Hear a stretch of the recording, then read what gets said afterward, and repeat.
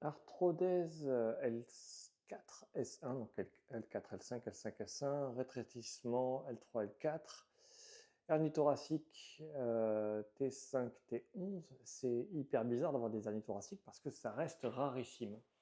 Ma question, c'est est-ce que tu n'as pas une maladie de Sherman, tu vois? Et dans ce cas-là, si tu as la maladie de Sherman, qui est une inflammation, entre autres, des vertèbres, tu vas t'enraidir au niveau des vertèbres, les disques vont diminuer de hauteur jusqu'à se toucher et fusionner, entre guillemets, hein.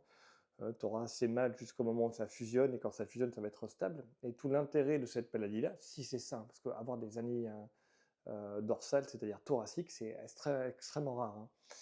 Ça me laisse penser à qu'il faut que tu en fait, travailles le fait d'être droite, avec des étirements notamment et un peu de musculation pour te tenir droite, parce que tu vas t'enraidir progressivement avec le temps. Et donc si tu es tout le temps assis au canapé, fléchi en avant, tu vois, tu vas t'enraidir en flexion, et quand on est penché en avant, c'est vachement difficile de vivre.